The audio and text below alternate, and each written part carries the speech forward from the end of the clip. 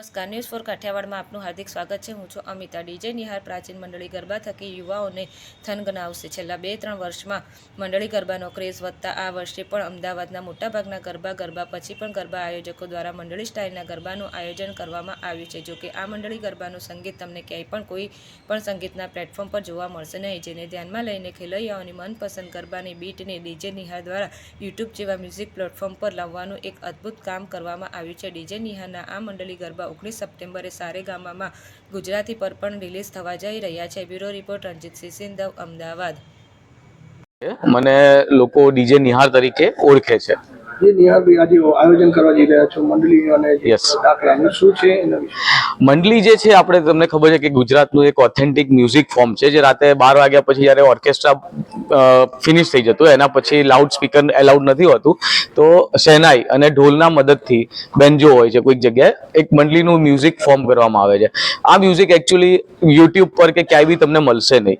આ first time મેં આ પ્રયાસ કર્યો કેમ કે મેં પોતે ટ્રાય કર્યું કે આવું કોઈ મ્યુઝિક છે પણ નહોતું, તો મેં ઓરિજિનલ આર્ટિસ્ટને બોલાવીને લાઈક બેન્જો જે મેં આર્ટિસ્ટ બોલાય જે લોકોએ કોઈ દિવસ સ્ટુડિયોમાં રેકોર્ડિંગ નહોતું કર્યું, એ આર્ટિસ્ટને બોલાવીને મેં આખું આ મ્યુઝિક રીક્રિએટ કર્યું અને ઓથેન્ટિક ગુજરાતી ગરબા છે જે તમે ને હું નાનપણથી સાંભળીએ છીએ, ગઈએ છીએ.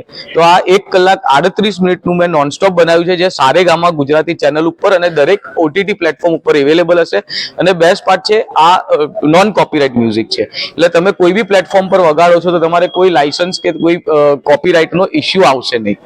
કેટલા કલાકારો આની અંદર ભાગ આપ્યો છે અને લોકોને જાણવા માટે કઈ રીતનું તમારી જે લોકો જાણી શકે કે આ મ્યુઝિકનો ઉપયોગ કરવામાં આવશે એના વિશે? હા, આમાં ટોટલ મારે જોવા જઈએ તો 21 જણાની પ્લસ ટીમ લાગી હતી કે ભાઈ એની અંદર 4 ઢોલવાળા, 4 shehnai સ્તુતિવાળા, 2 વેન્જો player, music એરેન્જર, sound engineer, હું પોતે એટલે કમ્પોઝર, એટલે બધા ભેગા થઈને ઓલમોસ્ટ 21 જણાની ટીમ હતી.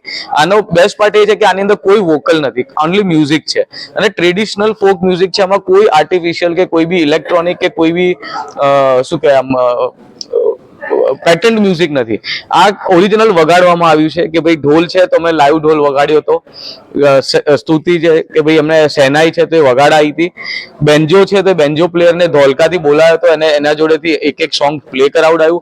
પછી આનો બીજો વર્ઝન મેં કાઢ્યું છે કે દાખલા, કે ભાઈ આપણે ફાસ્ટ ગરબા કરી લીધા, આપણે કરી આના પછી છેલ્લે બધાને ચલતી ને દાખલા કરવા ગમતા હોય છે, તો દાખલાનું બી જે મંડલી વર્ઝન નથી, તમે નેટ ઉપર જોશો તો this is the first time. અને હું પ્રીટી શ્યોર છું કે દરેક સોસાયટીમાં, દરેક ઓફિસીસમાં, દરેક ઘરમાં, ગાડીમાં, નવરાત્રીમાં, રેડિયો સ્ટેશન્સ પર આ વાગશે. અને નોટ ઓનલી ઇન ઇન્ડિયા, જ્યાં જ્યાં ગુજરાતીઓ વસે છે બરાબર, કેમ કે આમાં કોઈ વર્ડ્સ નથી, આની અંદર ખાલી મ્યુઝિક છે.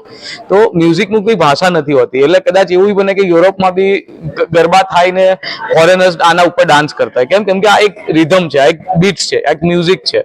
સો આને જોડે લોકો તરત કનેક્ટ થઈ જશે.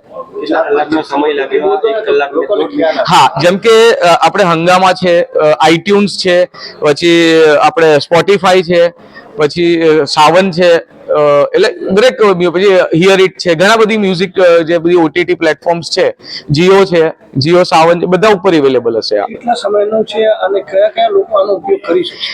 આનો ઉપયોગ સાહેબ બધા જ કરી શકશે. એનીવેર જે લોકોને મંડલી મ્યુઝિક ઉપર ગરબા કરવા છે દુનિયામાં ક્યાંય બી, એ આ મ્યુઝિક ચાલુ કરી દે અને તમે આ રિલીઝ થયા પછી તમે મને પર્સનલી ફોન કરીને કહેશો કે તમે જે કીધું હતું એ પ્રમાણેનું આ મ્યુઝિક છે કે અમે અમારી સોસાયટીમાં મૂક્યું અને 1.5 કલાક સુધી લોકોએ ગરબા રમ્યા, 48 મિનિટ દાખલા રમ્યા, કે અમારે બંધ કરવા નતું જવું પડ્યું કે અમારે ચેન્જ કરવા નતું જવું પડ્યું.